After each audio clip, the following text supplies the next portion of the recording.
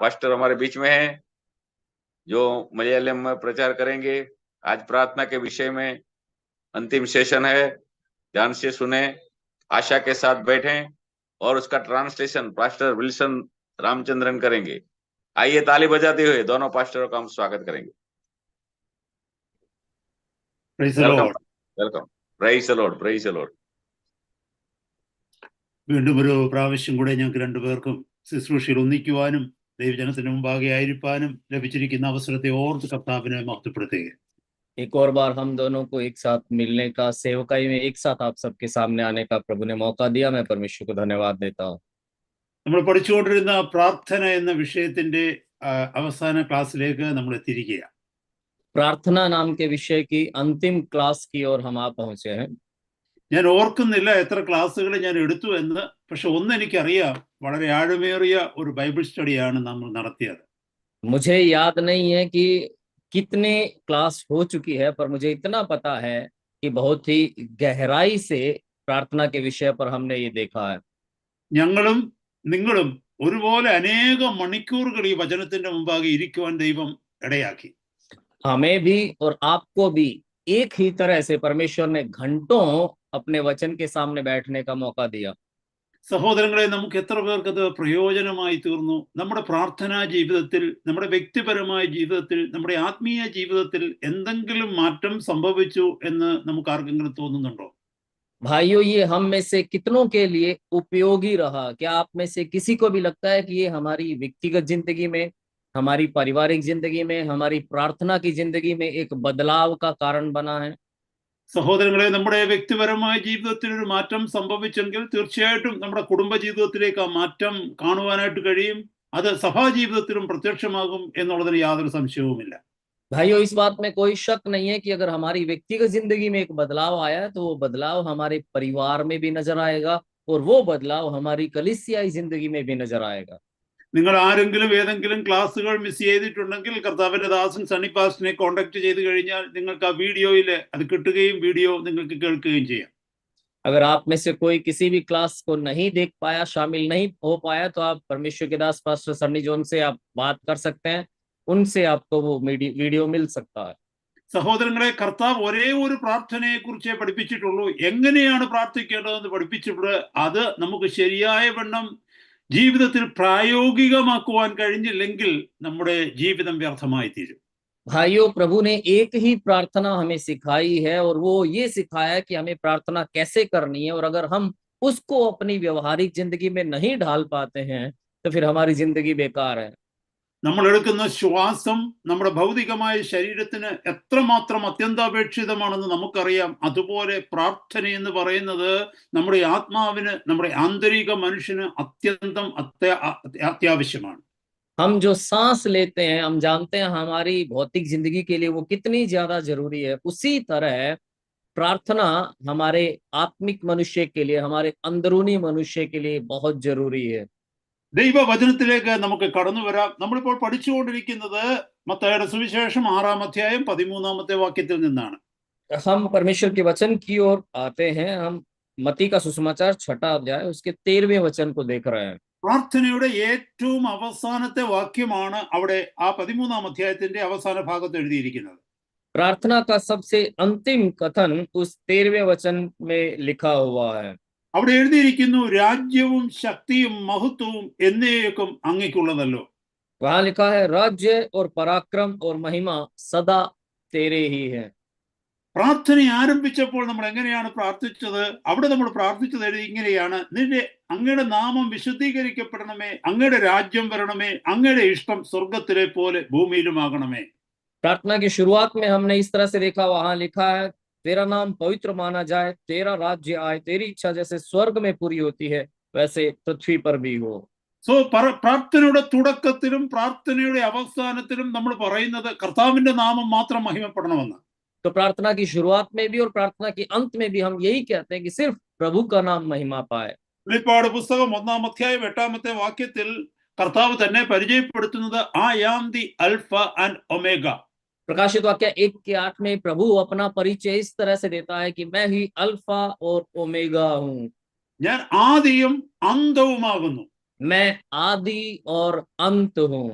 ദൈവത്തിന്റെ തിരുവചനം വിശുദ്ധ വേദപുസ്തകം ആരംഭിക്കുന്നത് ആദിയിൽ ദൈവം, ഇൻ ദ ബിഗിനിങ് ഗോഡ്. परमेश्वर का पवित्र वचन इस तरह से शुरू होता है, आदि में परमेश्वर ने। അതുകൊണ്ട് നമ്മൾ മനസ്സിലാക്കേണ്ടത് ഒരു ദൈവ പൈതലിന്റെ ജീവിതത്തിൽ ആദിയും അവസാനവും ദൈവം മാത്രമായിരിക്കണം. तो हमें एक बात समझनी है कि एक परमेश्वर के जन की जिंदगी में आदि और अंत सिर्फ परमेश्वर होना चाहिए। നമ്മുടെ ജീവിതം ആരംഭിക്കുന്നതും നമ്മുടെ ജീവിതം അവസാനിക്കുന്നതും ദൈവത്തിലാണ്. हमारी जिंदगी की शुरुआत और हमारी जिंदगी का अंत दोनों परमेश्वर में होता है। പ്രഭാതത്തിൽ ഉണരുമ്പോൾ കർത്താവിന്റെ കരങ്ങളിൽ കൊടുത്ത് നമ്മുടെ ജീവിതം ആരംഭിക്കണം. രാത്രി ഉറങ്ങുവാനായിട്ട് കിടക്കുന്നതിന് മുമ്പും കർത്താവിന്റെ കരങ്ങളിൽ കൊടുത്ത് നന്ദി പറഞ്ഞ് നമ്മൾ ഉറങ്ങണം. सुबह जब हम उठते हैं अपनी जिंदगी को प्रभु के हाथों में सौंपते हुए शुरुआत करें, रात को जब सोते हैं तो प्रभु के अपने आप को प्रभु के हाथों में सौंपते हुए धन्यवाद के साथ में सोने के लिए जाएं। ജോലിക്ക് പോകുമ്പോൾ കർത്താവിന്റെ നാമത്തിൽ കർത്താവിന്റെ കരത്തിൽ കൊടുത്തിട്ട് പോകണം. ജോലി കഴിഞ്ഞ് മടങ്ങി വരുമ്പോഴും കർത്താവിന് മഹത്വം കൊടുക്കണം. नौकरी पर जाते समय प्रार्थना के साथ अपने आप को प्रभु के हाथों में सौंपते हुए निकले। नौकरी के बाद जब आप वापस आते हैं तब भी प्रभु के हाथों में अपने आप को सौंपे। കുഞ്ഞുങ്ങൾ സ്കൂളിൽ പോകുമ്പോൾ രാവിലെ പ്രാർത്ഥിച്ചു പോകണം. കുഞ്ഞുങ്ങൾ മടങ്ങി വരുമ്പോൾ ക്ഷേമത്തോടെ സൗഖ്യത്തോടെ യാതൊരു പ്രയാസവും ഇല്ലാതെ സുരക്ഷിതമായി മടങ്ങി വരുവാൻ കഴിഞ്ഞല്ലോ എന്നോർത്ത് കർത്താവിന് നന്ദി പറയണം. बच्चे जब स्कूल में जाते हैं तो प्रार्थना के साथ में स्कूल जाएं, और जब स्कूल से वापस आते हैं तो ये सोच के प्रभु को धन्यवाद दें कि बिना किसी दिक्कत के कुशल पूर्वक परमेश्वर उनको लेकर आया। സകലത്തിലും ആദിയിലും അന്തത്തിലും ദൈവത്തിന് മഹത്വം കൊടുത്ത് നാം പഠിക്കണം. और हमें इसी तरह से आदि और अंत में परमेश्वर को महिमा देना सीखना है। സഹോദരങ്ങളെ, നമ്മുടെ എല്ലാവരുടെയും ചുറ്റുപാടിൽ ദൈവം ഒരു സർക്കിൾ വരച്ചിട്ടുണ്ട്, അതായത് ഒരു വൃത്തം വരച്ചിട്ടുണ്ട്. നമുക്കൊരു ഏറിയ ഒരു ടെറിട്ടറി ജീവിക്കുവാനായി ദൈവം തന്നിട്ടുണ്ട്. भाइयों, हम सबके चारों ओर परमेश्वर ने एक घेरा बनाया हुआ है, यानी हमारे जीने के लिए परमेश्वर ने एक क्षेत्र, एक इलाका निर्धारित कर रखा है। നമുക്ക് ദൈവം തന്നിരിക്കുന്ന ആ സർക്കിളിൽ, ആ ടെറിട്ടറിയിൽ അനേക വ്യക്തികളെ നമ്മൾ കണ്ടുമുട്ടും. അത് നമ്മുടെ ജോലി സ്ഥലത്തായിരിക്കാം, നമ്മൾ പഠിക്കുന്നിടത്തായിരിക്കാം, നമ്മുടെ ഭവനത്തിലായിരിക്കാം, നമ്മുടെ നൈബേഴ്സിലായിരിക്കാം, നമ്മുടെ ചർച്ചിലായിരിക്കാം. നമ്മുടേതായ ആ ടെറിട്ടറിക്കകത്ത് അനേക വ്യക്തികളുമായി നമ്മളെ ദൈവം ബന്ധിപ്പിച്ചിരിക്കുന്നു. അതിന്റെ മധ്യത്തിൽ നാം ജീവിച്ച് ദൈവത്തിന് മഹത്വം കൊടുക്കുവാനായി ദൈവമാക്കി വെച്ചിരിക്കുന്നു. हमारी जिंदगी के उस घेरे के अंदर, उस इलाके के अंदर हम बहुत से लोगों से मिलते जुलते हैं। हो सकता है वो हमारी नौकरी की जगह के लोग हों, जहां हम पढ़ते हैं वहां के लोग हों, आस पड़ोस के लोग हों, हमारी कलीसिया के लोग हों। ऐसे उन जगहों पर हम बहुत से लोगों से मिलते जुलते हैं। कई लोगों के साथ संपर्क में हमें परमेश्वर ने उस घेरे के अंदर रखा है। उनके बीच में रहते हुए हमें परमेश्वर को महिमा देनी है। നമ്മളെപ്പോഴും പ്രാർത്ഥിക്കേണ്ടത് ഇതാണ്: കർത്താവെ, എന്നെ ആക്കി വെച്ച ഇടങ്ങളിൽ അങ്ങയുടെ നാമം മഹിമപ്പെടുവാൻ ഞാൻ മൂലം ഇടയാകണമേ. എന്നിലൂടെ കർത്താവിന്റെ മഹത്വം വെളിപ്പെടുവാൻ തക്കവണ്ണം ഇടയാകണമേ എന്ന് നാം പ്രാർത്ഥിക്കണം. हमें प्रार्थना ये करनी चाहिए कि प्रभु, आपने जिस जगह पर मुझे रखा है, जिस क्षेत्र में मुझे रखा है, वहां पर मेरे द्वारा आपके नाम को महिमा मिलने पाए, आपका नाम ऊंचा होने पाए। ദൈവം ഇല്ലാത്ത ഒരു ജനത്തിന്റെ മധ്യത്തിലാണ് നമ്മൾ ജീവിക്കുന്നത്. ദൈവം എന്ന് പറയുന്നത് കർത്താവിന്റെ വചനത്തിൽ 1 യോഹന്നാൻ 1-ാമത്തെ അധ്യായത്തിൽ പറയുന്നുണ്ട്. ദൈവം എന്ന് പറയുന്നത് വെളിച്ചമാണ്. ദൈവം ഇല്ലാത്തവർ എന്ന് പറയുന്നത് അന്ധകാരത്തിൽ ജീവിച്ചിരിക്കുന്നവരാണ്. അപ്പോൾ ദൈവമില്ലാത്ത ഒരു ജനത്തിന്റെ മധ്യത്തിൽ, അതായത് അന്ധകാരത്തിൽ ഇരുട്ടിലായിരിക്കുന്ന ഒരു ജനത്തിന്റെ മധ്യത്തിൽ എന്നെയും നിങ്ങളെയും വെളിച്ചമായി ദൈവം വെച്ചിരിക്കുന്നെങ്കിൽ അവർ വെട്ടം കാണേണ്ടതിനാണ്, വെളിച്ചം കാണേണ്ടതിനാണ്. हम परमेश्वर से रहित लोगों की एक दुनिया में हम जिंदगी बिताते हैं। जब हम कह रहे हैं परमेश्वर से रहित, तो इसका मतलब एक ही होना। एक में हम देखते हैं कि परमेश्वर ज्योति है, और अगर वो ज्योति है और परमेश्वर से रहित लोगों के बीच में हम रह रहे हैं, इसका मतलब वो ऐसे लोग जिनके पास में ज्योति नहीं है, जो अंधकार में जी रहे हैं। और अगर अंधकार में जीने वाले लोगों के आसपास, उनके बीच में हम रह रहे हैं, तो इसका मतलब परमेश्वर ने उनके बीच में हमें इसलिए रखा है ताकि वो हमारे द्वारा ज्योति को देखने पाए। യോഹന്നാന്റെ സുവിശേഷം 8:12 കർത്താവ് പറഞ്ഞു, I am the light of the world. यूहन्ना का सुसमाचार 8:12 में प्रभु कहता है, मैं जगत की ज्योति हूँ। മത്തായിയുടെ സുവിശേഷം 5:14 പറയുന്നു, you are the light of the world. मत्ती का सुसमाचार 5:14 में प्रभु कहता है, तुम जगत की ज्योति हो। കാരണം എന്തെന്ന് ചോദിച്ചാൽ, കർത്താവ് ലോകത്തിന്റെ വെളിച്ചമാകുന്ന കർത്താവിൽ നിന്ന് നാം വെളിച്ചത്തെ പ്രാപിച്ച് നാം ലോകത്തിന്റെ വെളിച്ചമായി തീരണം. यानी प्रभु जो ज्योति है, उस प्रभु से उसकी ज्योति को पाकर हमें इस दुनिया में ज्योति बनना है। സഹോദര സഹോദരി, ഒരു ചോദ്യത്തോടു കൂടി ഇന്നത്തെ ക്ലാസ് ഞാൻ ആരംഭിക്കട്ടെ. കഴിഞ്ഞ കാലങ്ങളിൽ ഇത്രയും വർഷമായി കർത്താവിനെ അറിഞ്ഞിട്ട് ഈ ഭൂമിയിലുള്ള ഒരു വ്യക്തിക്കെങ്കിലും വെളിച്ചം കൊടുക്കുവാൻ നമ്മളിൽ എത്ര പേർക്ക് കഴിയും? भाई और बहन, एक सवाल के साथ मैं आज की क्लास को शुरू करना चाहता हूं। जब इतने साल हमने इस दुनिया में बिताए हैं, यहाँ पे परमेश्वर की उपस्थिति हम जी रहे हैं, क्या हम में से कोई एक भी जन के लिए इतने वर्षों में ज्योति बन पाया है? ഈ ലോകത്തിൽ നാം ജീവിച്ച് മരിച്ചതിന് ശേഷം സ്വർഗത്തിൽ എത്തുമ്പോൾ അഥവാ സ്വർഗത്തിൽ എത്തിയാൽ തന്നെ നമ്മുടെ ജീവിതത്തിൽ ഒരു റിഗ്രറ്റ് ഉണ്ടാകുവാൻ, ഒരു പശ്ചാത്താപം ഉണ്ടാകുവാൻ തക്കോണം ഇടയാവരുത്. इस दुनिया में जी कर मरने के बाद अगर हम स्वर्ग में पहुंचते हैं तो वहां स्वर्ग में पहुंचने के बाद भी हमारी जिंदगी में एक पछतावा नहीं बचना चाहिए, पछतावा नहीं रहना चाहिए। അവിടെ ഒരുപാട് വിശുദ്ധരെ നമുക്ക് കാണുവാനായിട്ട് കഴിയും. 1-ാം നൂറ്റാണ്ട് മുതൽ ഇങ്ങോട്ട് ജീവിച്ച വിശുദ്ധർ, കർത്താവിന്റെ നാമത്തിനു വേണ്ടി മരണം അനുഭവിച്ചവർ, രക്തസാക്ഷിത്വം വഹിച്ചവർ, സിംഹത്തിന്റെ ഗുഹകളിൽ എറിയപ്പെട്ടവർ, അഗ്നിയിൽ എരിയപ്പെട്ടവർ, ഈർച്ചവാൾ കൊണ്ട് അറുക്കപ്പെട്ടവർ, തീയിൽ കത്തി എരിഞ്ഞവർ, കർത്താവിന്റെ നാമത്തിനു വേണ്ടി കഷ്ടത അനുഭവിച്ച് മരിച്ച അനേക ദൈവമക്കളെ, ദൈവദാസീദാസന്മാരെ, മിഷണറിമാരെ സ്വർഗത്തിൽ നമുക്ക് കാണുവാനായിട്ട് കഴിയും. वहां स्वर्ग में हम बहुत से संतों को, पवित्र लोगों को हम मिलेंगे, वो जो पहली सदी से लेकर आज तक प्रभु की महिमा के लिए जिए, प्रभु की महिमा के लिए वो मारे गए, वो सिंहों की मांद में डाले गए, उनको जलाया गया, उनको आरे से काटा गया, बुरी तरह से उनको प्रताड़ित करके मारा गया, जो शहीद हो गए प्रभु के लिए, मारे गए, आग में जलकर खाक हो गए, ऐसे बहुत से परमेश्वर के दास दासियों से, मिशनरियों से हम स्वर्ग में मिलेंगे।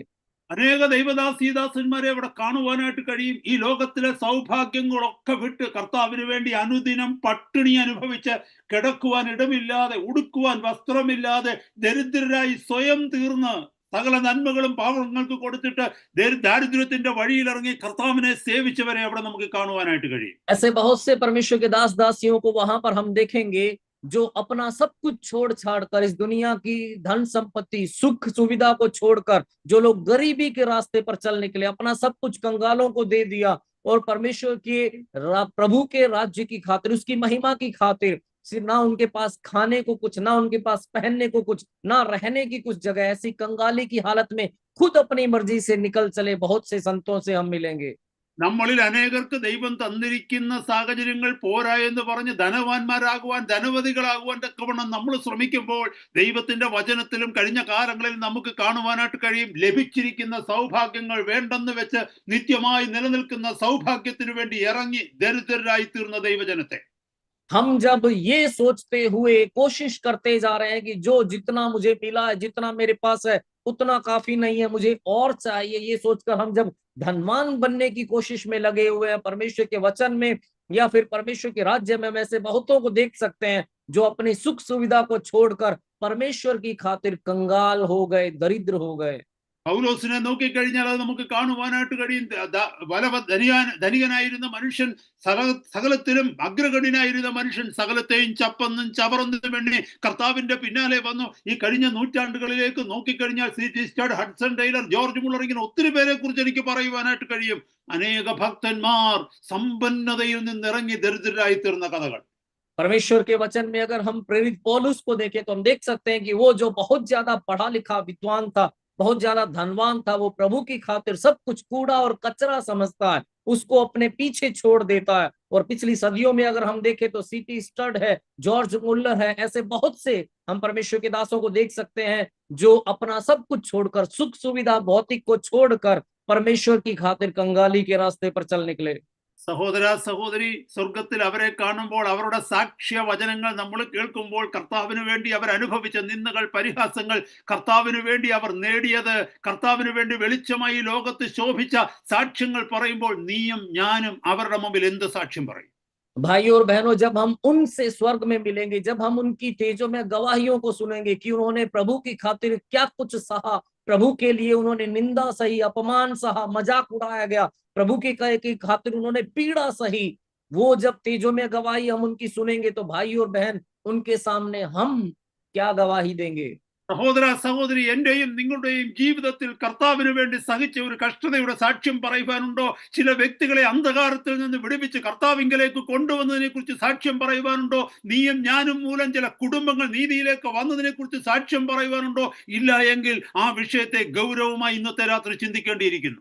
भाई और बहनों, क्या प्रभु की खातिर पीड़ा या दर्द या त्याग सहने की कोई गवाही हमारी जिंदगी में है? क्या हमारी जिंदगी में किसी व्यक्ति को अंधकार से ज्योति की ओर लाने की गवाही है? क्या हमारी जिंदगी में ये गवाही है कि हमारे कारण कुछ परिवार धार्मिकता की ओर आने पाए? अगर नहीं है ऐसी गवाही, तो आज हमें बड़ी गंभीरता से इसके बारे में सोचने की जरूरत है। ചിലർ എന്നോട് പറഞ്ഞേക്കാം, സഹോദരങ്ങളെ ഞങ്ങളോട് പറഞ്ഞേക്കാം, ഞാൻ ഒത്തിരി ശ്രമിക്കുന്നുണ്ട്, പക്ഷെ ആരും ഈ വചനം കേൾക്കുവാൻ തയ്യാറാകുന്നില്ല എന്ന് പറയുന്നുവെങ്കിൽ ഒരു പക്ഷേ നമ്മുടെ ജീവിതമായിരിക്കും അതിന് കാരണം നമ്മൾ പ്രസംഗിക്കുന്ന സുവിശേഷം നമ്മുടെ ജീവിതത്തിൽ അവർ കാണുന്നില്ലായിരിക്കാം.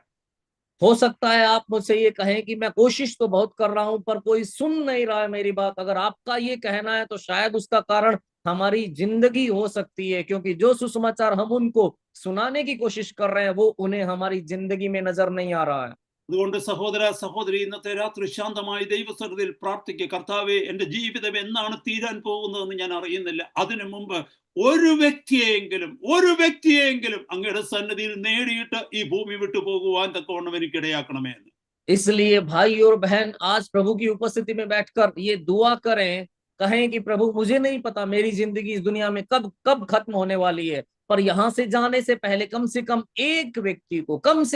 एक व्यक्ति को प्रभु आप में लाने का एक सौभाग्य आप मुझे दें। നിങ്ങളൊക്കെ പലരും കൃഷിക്കാരാണ്. ഖേത്തിയിൽ നിങ്ങൾ വിളവുകൾ ഇറക്കുന്നത് നിങ്ങൾക്കറിയാം. കോതമ്പും അരിയും ഒക്കെ നിങ്ങൾ നെല്ലുമൊക്കെ വിതയ്ക്കുന്നവരാണ്. നമുക്കറിയാം, സ്വർഗത്തിലേക്ക് കടന്നു ചെല്ലുമ്പോൾ അനേകർ വലിയ വലിയ കറ്റകളുമായിട്ട് അവിടെ നിൽക്കുമ്പോൾ, ദൈവത്തിന് വേണ്ടി നേടിയത്, കർത്താവിന് വേണ്ടി നേടിയ വലിയ കറ്റകളുമായി നിൽക്കുമ്പോൾ നമ്മുടെ കയ്യിൽ ഒരു ചെറിയ കതിരെങ്കിലും ഉണ്ടാവണം. आप सब खेती बाड़ी करने वाले लोग हो सकते हैं आपके अंदर, और आप जानते हैं कि धान और गेहूं वगैरह हम उगाते हैं, उसके पूले काटते हैं, कटाई करते हैं। जब हम स्वर्ग में जाएंगे तो बहुत सारे लोग ऐसे बड़े बड़े गट्ठरों के साथ, पूलों के साथ में आकर खड़े होंगे। उनके बीच में जब हम खड़े हैं तो कम से कम एक बाल तो उस गेहूं की एक बाल तो कम से कम हमारे हाथ में होनी चाहिए।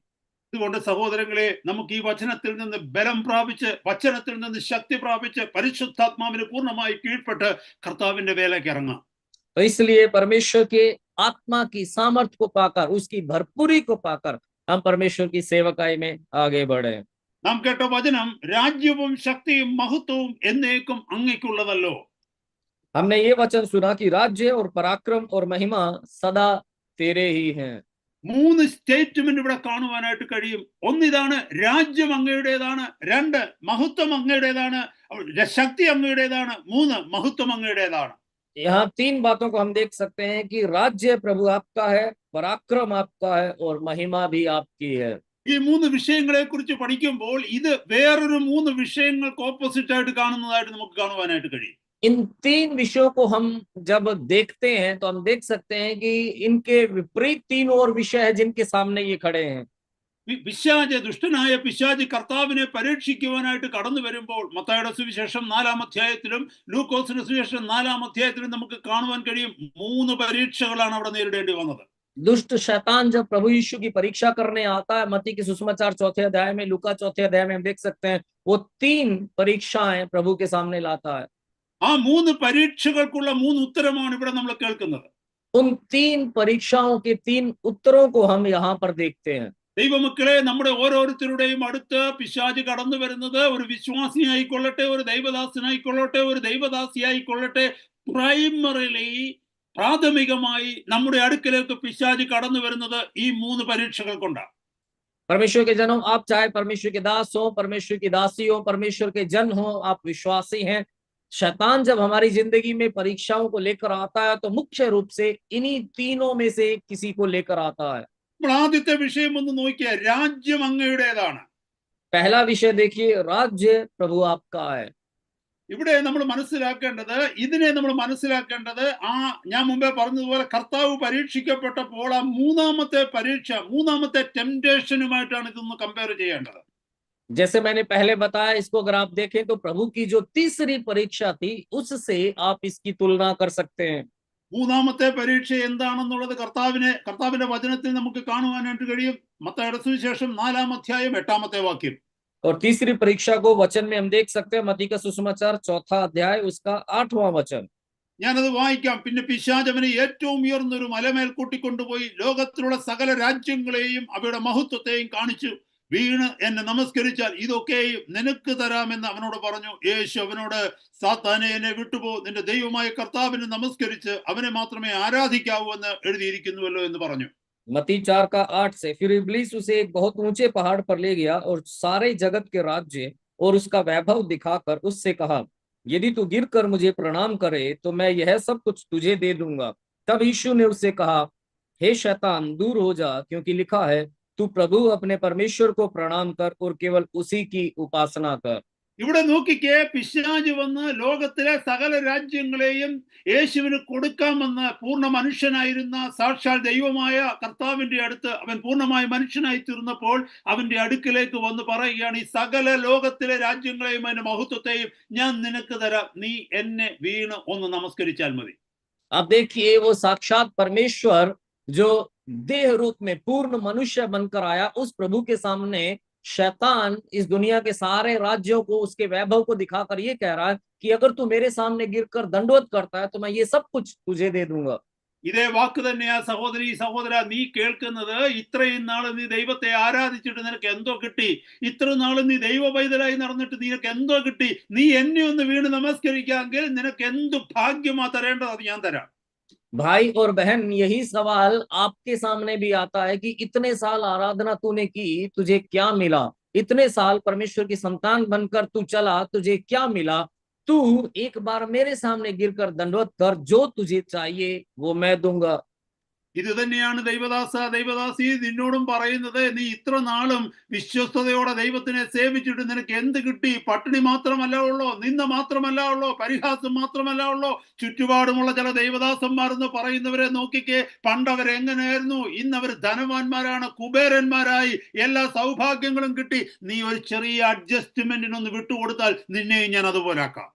परमेश्वर के दास और दासी, आपके सामने भी यही सवाल आता है कि इतने साल तक वफादारी से सेवा करने के बाद आपको क्या मिला? कहने को क्या है आपके पास? सिर्फ भुखमरी है, सिर्फ निंदा है, सिर्फ उपहास है, सिर्फ मजाक उड़ाया जाना है। अपने आसपास के उन चारों ओर के लोगों को देख जो परमेश्वर के दास कहलाते हैं, वो पहले कैसे थे, आज उनकी हालत कैसी है? वो धनवान बन गए हैं, वो धन कुबेर बन गए हैं, लेकिन तेरे पास में क्या है? तू बस थोड़े से एडजस्टमेंट के लिए तैयार हो जा, समझौते के लिए तैयार हो जा, जो तुझे चाहिए वो मैं तुझे दूंगा।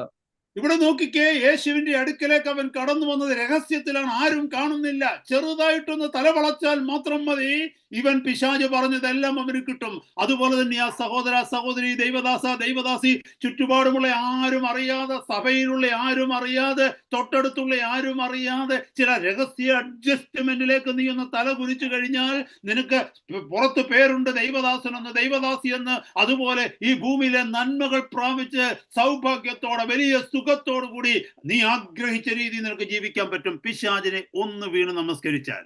यहाँ पर आप देखिए, शैतान एकांत में, जब आसपास और कोई नहीं है, वहां पर आकर प्रभु की परीक्षा करता है। और प्रभु अगर थोड़ा सा भी सिर झुका देता है, किसी को पता नहीं चलने वाला है, तो शैतान जो देने के लिए तैयार था वो उसे दे सकता था। बिल्कुल उसी तरह से जब आपके आसपास में और कोई नहीं है, शैतान जब आपके पास में ये परीक्षा लेकर आता है, तो गुपचुप तरीके से थोड़ा सा आपको सिर झुकाना काफी है, थोड़ा सा आपको समझौता करना काफी है। अगर आप शैतान के साथ में समझौता कर लेते हैं तो दुनिया के सामने आप परमेश्वर के दास बने रहेंगे, दुनिया के सामने परमेश्वर के सेवक बने रहेंगे। सेवक होने का नाम आपका होगा। आप गुपचुप तरीके से उसके सामने अगर छिपकर दंडवत करते हैं तो सारी सुख सुविधा आप पा सकते हैं। യൂദയുടെ ഉള്ളിലേക്ക് പിശാച് കടന്നതുപോലെ കൂട്ടു ദൈവദാസന്മാരെന്ന് പറയുന്നവരുടെ ഉള്ളിലേക്ക് പിശാച് കടന്ന് ദൈവദാസനെന്നും ദൈവദാസിയെന്നും പറയുന്നവരുടെ വായിലൂടെയും പിശാചിനെ നിന്നെ ടെംപ്റ്റ് ചെയ്യുവാനായിട്ട് കഴിയും. जैसे यहूदा के अंदर शैतान समाया, वैसे ही आपके आसपास में जो लोग परमेश्वर के दास और दासी कहलाते हैं, उनके अंदर शैतान घुसकर उनके द्वारा वो बात करके भी आपको परीक्षा में फंसा सकता है। നീ എന്ത് നേടിയെന്ന് കൂട്ടു ദൈവദാസന്മാരോ കൂട്ടുനാട്ടുകാരോ അല്ലെങ്കിൽ സഹവിശ്വാസികളോ ചോദിക്കുമ്പോൾ അവരോട് പറയേണ്ടത് എന്തെന്ന് ചോദിച്ചാൽ, നീ നേടിയതൊക്കെയും നിന്റെ സൗഭാഗ്യങ്ങളൊക്കെയും ഈ ഭൂമിയിൽ വിട്ടേച്ചു പോകുമ്പോൾ ഞാൻ നേടിയതൊക്കെയും എനിക്ക് വേണ്ടി സ്വർഗത്തിൽ കാത്തിരിക്കും. जब आपका संगी कोई परमेश्वर का दास, आपका साथी विश्वासी या आपकी कलीसिया के लोग आपसे पूछें कि तुझे अभी तक क्या मिला, तो आपको जवाब ये देना चाहिए कि तूने जो कमाया है वो सब तुझे यहाँ छोड़कर जाना पड़ेगा, लेकिन मैंने आज तक जो कमाया है वो अनंत जीवन में मेरे साथ जाने वाला है। മത്തായിയുടെ സുവിശേഷം 6-ാം അധ്യായത്തിൽ നമ്മൾ വായിക്കുന്നു, വാഴ്ത്തപ്പെട്ട കർത്താവ് പറയുന്നു, പുഴുവും തിരുമ്പും കെടുക്കുകയും കള്ളന്മാർ തുറന്ന് മോഷ്ടിക്കുകയും ചെയ്യുന്ന ഭൂമിയിൽ നിങ്ങൾക്ക് നിക്ഷേപം വരുത്. പുഴുവും തിരുമ്പും കെടുക്കാതെയും കള്ളന്മാർ തുറന്ന് മോഷ്ടിക്കാതെയും ഇരിക്കുന്ന സ്വർഗത്തിൽ നിങ്ങളുടെ നിക്ഷേപം വെക്കണം. मत्ती 6 अध्याय में हम देखते हैं प्रभु ये कहता है कि उस पृथ्वी पर धन इकट्ठा न करो जहां चोर सेंध लगाते हैं, कीड़ा और काई बिगाड़ते हैं, बल्कि स्वर्ग में अपना धन इकट्ठा करो जहां पर ना तो चोर सेंध लगाता है, ना वहां पर कीड़ा और काई बिगाड़ते हैं। അതുകൊണ്ട് എന്നെ കേൾക്കുന്ന സഹോദര സഹോദരി, ഈ പ്രാഗൽഭ്യം നമ്മുടെ ഓരോരുത്തരുടെയും ജീവിതത്തിൽ ഉണ്ടാകണം. എനിക്ക് വേണ്ടി സ്വർഗത്തിൽ നിക്ഷേപം വർദ്ധിച്ചു കൊണ്ടിരിക്കുകയാണ്. ഈ ഭൂമിയിലെ നിക്ഷേപങ്ങളെ ഞാൻ വേണ്ടെന്ന് വെക്കുമ്പോൾ, എന്റെ കർത്താവിന് വേണ്ടി അതൊന്നും വേണ്ടെന്ന് വെക്കുമ്പോൾ, അതൊക്കെയും സ്വർഗത്തിൽ നിക്ഷേപമായി വളർന്നുകൊണ്ടിരിക്കുന്നു. ഞാൻ ഈ ഭൂമി വിടുന്ന നാളിൽ ശ്രേഷ്ഠമേറിയ നിക്ഷേപത്തിലേക്ക് ഞാൻ കടന്നു ചെല്ലും. इसलिए मेरे भाई और बहनों, हमारे अंदर ये हियाव, ये हिम्मत होनी चाहिए कि जब मैं प्रभु की खातिर, प्रभु के लिए इस दुनिया के धन को ना कहता हूं, यहाँ की सुख सुविधा को, यहाँ के खजाने को जब मैं ना कहता हूं, तो मेरे लिए अनंत स्वर्ग में एक खजाना बढ़ता जा रहा है, इकट्ठा होता जा रहा है। അതുകൊണ്ടാണ് യേശു കർത്താവിന്റെ അടുത്ത യോഹന്നാന്റെ സുവിശേഷം 6:15 നമ്മൾ വായിക്കുന്നുണ്ട്, കർത്താവിനെ രാജാവാക്കുവാന്റെ കോണം, യേശുവിനെ രാജാവാക്കുവാന്റെ കോണം ജനങ്ങളെല്ലാം ഇളകി, പക്ഷേ കർത്താവ് അവരുടെ മധ്യത്തിൽ നിന്ന് വേർവിട്ടു പോയി എന്നൊരു വചനം നമ്മൾ വായിക്കുന്നു. यूहन्ना 6:15 में हम एक वचन पढ़ते हैं कि सब लोग इकट्ठे होकर यीशु को राजा बनाने के लिए पकड़ना चाहते थे, पर वहां हम पढ़ते हैं कि प्रभु उनके बीच में से चला गया। അപ്പോസ്തലന്മാരുടെ ജീവിതത്തിലേക്ക് നോക്കിക്കേ, ശിഷ്യന്മാരുടെ ജീവിതത്തിലേക്ക് നോക്കിക്കേ, അവരൊക്കെ ദരിദ്രരായിട്ട് തന്നെ കർത്താവിന്റെ വേലയെ ആരംഭിച്ചു. അവർ മരിക്കുമ്പോഴും അവർ ദരിദ്രരായിരുന്നു. चेलों की जिंदगी को देखिए, प्रेरितों को आप देखिए, जब प्रभु की सेवकाई उन्होंने शुरू की तब भी वो गरीब थे, सेवकाई समाप्त करते समय भी वो गरीब ही थे। കാരണം അവർ സ്വർഗത്തിൽ നിക്ഷേപങ്ങളെ സൂക്ഷിച്ചവരാണ്. എന്നാൽ ഇന്ന് കാണുന്ന പല ദൈവദാസന്മാരെയും പോലെ അല്ലവര്. क्योंकि उन्होंने अपना धन, अपना खजाना स्वर्ग में इकट्ठा किया था, पर वो यहाँ कई बहुत से जो खुद को परमेश्वर के दास कहते हैं उनके जैसे नहीं थे। എന്നെ കേൾക്കുന്ന സഹോദരന്മാരെ, സഹോദരിമാരെ, ദൈവദാസന്മാരെ, ദൈവദാസിമാരെ, പിശാച് നിന്നെ വഞ്ചിക്കരുത്. നിന്റെ ലക്ഷ്യം, നിന്റെ മാതൃക ഈ ഭൂമിയിൽ കാണുന്ന സോ കോൾഡ് സെർവന്റ്സ് ഓഫ് ഗോഡ് ആയിരിക്കരുത്. ദൈവദാസന്മാരെന്ന് സ്വയം വിശേഷിപ്പിക്കുന്നവരാകരുത്.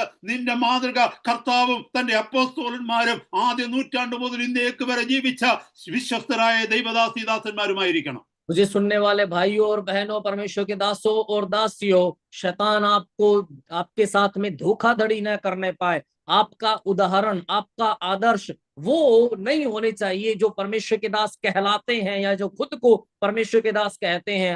आपका आदर्श, आपका उदाहरण यीशु मसीह के चेले, उसके प्रेरित और पहली सदी से लेकर आज तक जो वफादारी से सेवा करते आए हैं, वो सच्चे परमेश्वर के दास लोग आपके उदाहरण बनने चाहिए। ഈ ഭക്തന്മാരൊക്കെ പാടിയിട്ടുണ്ടല്ലോ, മലയാളത്തിലൊക്കെ നല്ല പാട്ടുകൾ എഴുതിയ ഭക്തന്മാരുണ്ട്.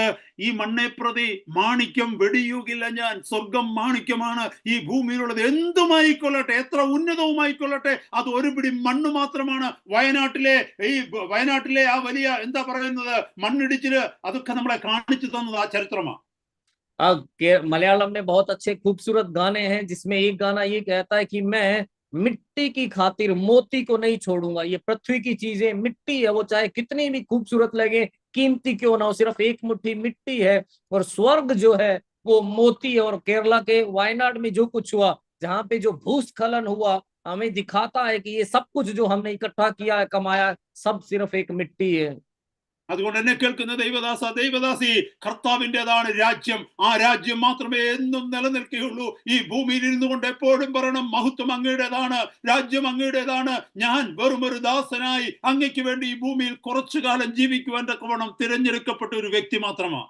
इसलिए परमेश्वर के दास और दासी, ये जो परमेश्वर का राज्य है, केवल वही सदा स्थिर रहने वाला है, वही अनंत है।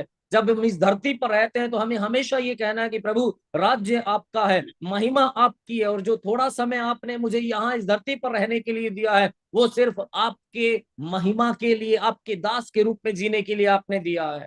ഈ ലോകത്തിലെ മനുഷ്യർ പരസ്പരം മത്സരിക്കുകയാണ്. അവർ സ്ഥാപിച്ച ബിസിനസ്സുകൾക്ക് അവരുടെ പേരിടുവാൻ തക്കവണ്ണം, അവരുടെ കോമ്പൗണ്ടുകളിൽ അവരുടെ പേരിടുവാൻ തക്കവണ്ണം, അവർ നേടിയ സാമ്രാജ്യത്തിന് അവരുടെ പേര് കൊടുക്കുവാൻ തക്കവണ്ണം, അവരുടെ ഭവനത്തിന് അവർ പേര് കൊടുക്കുവാൻ തക്കവണ്ണം ഈ ലോകത്തിൽ പരസ്പരം ജനം മത്സരിക്കുമ്പോൾ നിന്റെ ലക്ഷ്യം ഈ ലോകത്തിൽ ഒരു രാജ്യം സ്ഥാപിക്കുവാനാകരുത്, ഈ ലോകത്തിൽ ഒരു അധികാരം സ്ഥാപിക്കുവാനാകരുത്, ഈ ലോകത്തിൽ ഒരു സാമ്രാജ്യം സ്ഥാപിക്കുവാനാകരുത്. അധികാരവും സാമ്രാജ്യവും പേരും രാജ്യവും എല്ലാം ഒരേ ഒരുവന്റേത് മാത്രമാണ്. അത് സർവശക്തനായ ദൈവത്തിൻ്റെതാണ്. നമ്മൾ വെറും ദാസന്മാര് മാത്രം. इस दुनिया के लोग आपस में होड़ करते हैं, अपने बिजनेस को वो अपना नाम देते हैं, अपने घरों को वो अपना नाम देते हैं, अपना साम्राज्य जो उन्होंने खड़ा किया है उसको वो अपना नाम देते हैं और इसकी होड़ में वो लगे रहते हैं। लेकिन जब हम यहाँ पर हैं तो हमारा ध्यान इस दुनिया में किसी चीज पर अपने नाम को आगे बढ़ाना नहीं होना चाहिए, इस दुनिया में नाम कमाना या अपना साम्राज्य खड़ा करना नहीं होना चाहिए। हमारा ध्यान सिर्फ इस बात पर रहना चाहिए कि हम सिर्फ परमेश्वर के दास और दासी हैं। കഴിഞ്ഞ നാളുകളിൽ രാജ്യങ്ങളെ പണിതവരുണ്ട്, ദേശങ്ങളെ പണിതവരുണ്ട്, വലിയ സാമ്രാജ്യങ്ങൾ കെട്ടിപ്പടുത്തവരുണ്ട്, വലിയ വലിയ മെഗാ കമ്പനികൾ, കോർപ്പറേറ്റുകൾ, മൾട്ടിനാഷണൽ കമ്പനികൾ സ്ഥാപിച്ച് അതിൻ്റെയൊക്കെ അധികാരിയായി അതിൻ്റെ കൂടെ ഇരുന്ന സിഇഒമാരുണ്ട്. അവരൊക്കെ ഇന്ന് എവിടെ? അവരൊക്കെ 6 അടി മണ്ണിന്റെ അടിയിലേക്ക് ലയിച്ചു ചേർന്ന് ഇന്ന് മണ്ണേതാ അവരുടെ ശരീരം ഏതാന്ന് തിരിച്ചറിയാതെ വണ്ണം വെറും മണ്ണായി തീർന്നു.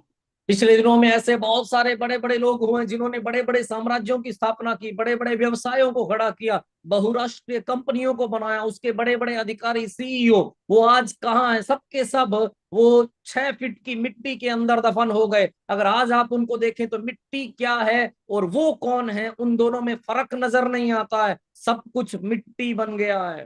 സഹോദര സഹോദരി, ശ്രേഷ്ഠമേറിയ ഈ ദൈവവചനം കേട്ടിട്ടും പിശാചിന്റെ കയ്യിൽ നീ കബളിപ്പിക്കപ്പെടുന്നുവെങ്കിൽ ഹല്ലേലൂയ, അത് നിന്റെ മാത്രം തെറ്റാണ്, നിന്റെ മാത്രം കുറവാണ്. ദൈവം തന്റെ കരുണയാൽ ഈ വചനത്തെ നമുക്ക് വെളിപ്പെടുത്തി തരുന്നു. भाई और बहनों, ये श्रेष्ठ वचन सुनने के बाद भी अगर आप शैतान के छलावे में आ रहे हैं तो वो सिर्फ आपकी गलती है, सिर्फ आपकी गड़बड़ी है। परमेश्वर अपने वचन का प्रकाशन हमें दे रहा है। നമ്മൾ കേട്ടു രാജ്യം ദൈവത്തിൻ്റെതാണ്, രണ്ടാമത് പറയുന്നു ശക്തി അങ്ങയുടേതാണ്.